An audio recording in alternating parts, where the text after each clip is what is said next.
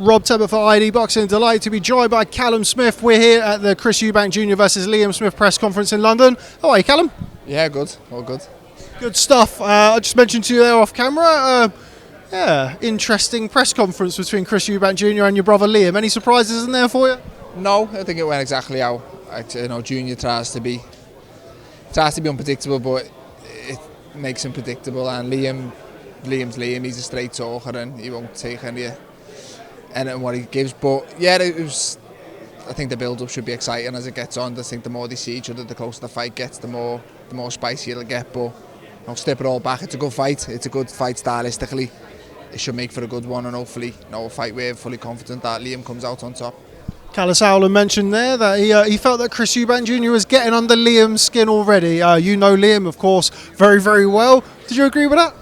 No, not really. I think Liam's just he is what he is. He'll say what he thinks. He won't take for none of the bullshit. He'll say it how it is, and I think it's a clash of styles, stylistically in the fighting ways, but I think it's a clash of styles outside the ring as well. They're completely opposite in personalities, and it should make for an exciting build-up and hopefully an exciting fight as well. Now, Liam has shared the ring with Canelo Alvarez, Jaime Munguia, a host of names at the top level. Where do you think Chris Eubank Jr. fits in among those names? I don't know. In terms of profile, he's definitely right up there. In terms of skill and ability, you'd probably put him behind Munguia and Canelo. But I think after that, I think you probably put him as the third best fighter Liam's been in with. Obviously, Liam know a lot more after being in with him, but yeah, he's got a huge profile. But in terms of ability-wise, I wouldn't put him ahead of Munguia or obviously Canelo. A lot of talk around sparring sessions. We all have a good sparring story. What can you tell me about the time they shared the ring a few years back?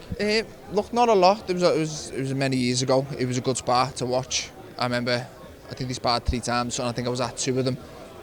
Yeah, good spars. Liam was obviously happy with what he took from the spar. I think Chris said he can't remember too much about it, but it is sparring. It's sparring. I'm a big believer in it stays in the gym. But I think from the certain things you can take from sparring, and Liam was happy with how it went, and stylistically he believes he's got the right style to beat Junior on the night. So it's good. He's having a good camp. He's midway through it now, and hopefully we'll see the best version of Liam. Liam mentioned there that there was some pressure to try and make this fight before Christmas, December the 17th. He said that he needed more time to be appropriately prepared for the bout. What do you think that says about Liam and his ambitions going into this fight? Yeah, he just wants to. There's no point fighting in December, losing and saying, yeah, I know I had a short camp. Excuses. The minute you step through the ropes, you leave your excuses in the changing room. No one cares about them once the results at him. So Liam wants to just be in the best shape possible. One thing about Chris is he's got a good punch output, a good work rate. He's always fit. So to beat him, ability-wise, I think Liam's the better fighter. But it's no good being a better fighter and running out of steam halfway through the fight. You've got to be fit to do it and to keep it up. And I think Liam knows that. He's got to be in good shape to do it. So he just wanted a little bit extra time. It's not much longer. It's a month later, and I think the extra 4 weeks or so will pay dividends, and we'll see a better version of Liam. Liam up at middleweight for this one. One or two people talking about a size advantage for Chris Eubank Jr. But Liam, I can say because he's not around, not getting any younger, so probably makes things slightly easier, making 160 than 154. Yeah, he's a big 154. It's not easy to make, but he's always done it. He's always done it well.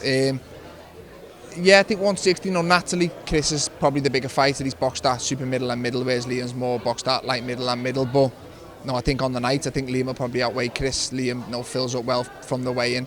Chris is naturally big, but he's always kind of in shape, and I don't think he puts much on from weigh-in to fight night. So I think on the night there won't be too much of a size difference, but obviously Eubank is the more natural middleweight. But if Liam felt that was going to be a problem, he wouldn't have took the fight, or he'd have probably tried to do what Conor Ben done and get him down a little bit below, but he didn't. He accepted 160, and as you said with Liam getting late in his career, we might see a better version of Liam at 160. We'll have to wait and see, but Liam's got no worries over the weight. He took this fight because it's a fight he fully believes he wins.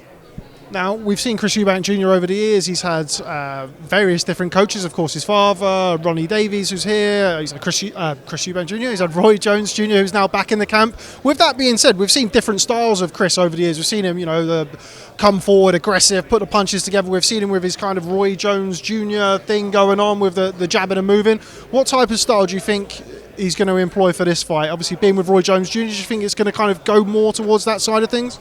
At the start, yeah, I think he'll start the way he started the Liam Williams fight. He'll do the stuff he's trying to work on under Roy Jones. He'll box a little bit more, but I think once a fight catches fire, you revert to type, you go back to what you're good at, and I think it'll end up catching fire and he'll go back to the old Eubank, which as a fan will make for a better fight. But I do think he'll try and box and show what he's working on, but I don't think he'll be able to stick to it for the full 12, and I do think it will end up a fight in the middle of the ring, and I think Liam is the better inside fighter, and I think we'll see him come out on top.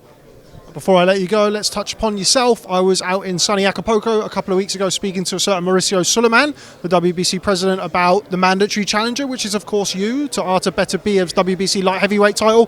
What's the situation at the minute? Of course, Beterbiev has got Anthony Yarde in the new year. Will you have a tick-over fight? What's the situation with yourself currently? Yeah, he's obviously fighting Yarde as WBO mandatory. He's got 3 belts. He's fighting the end of January, 28th. The winner will have to fight me. Probably sometime around the summer. So I fought in August. I don't really want to wait until July, August again. I'll be 11, 12 months out the ring. So I would like to fight in the meantime. I'm speaking with my team to try and fight and not tick over and stay busy. I want to fight. I need a fight to motivate me. I need a decent enough fight. But the plan is to be a 2-weight world champion, and I could sit around and wait for Beterbiev, but I'm probably not going to be the best version of me if I sit out the rear for another year. I haven't been active as I'd have liked. I was out for 10 months before the Border League fight, 11 months, sorry, and then 10 months before the Castillo fight. So it's not enough. I always felt I was at my best when I was active, and I'll try my best to get back in the ring and just stay active and just get another camp in with Buddy. I feel I'm still improving all the time with him, so it'll just ideally, I'd like to fight Feb, March time, and then go into the big one in the summer, which it's a good fight, but a fight I fully believe I win. How do you see Beterbiev versus Yarde playing out?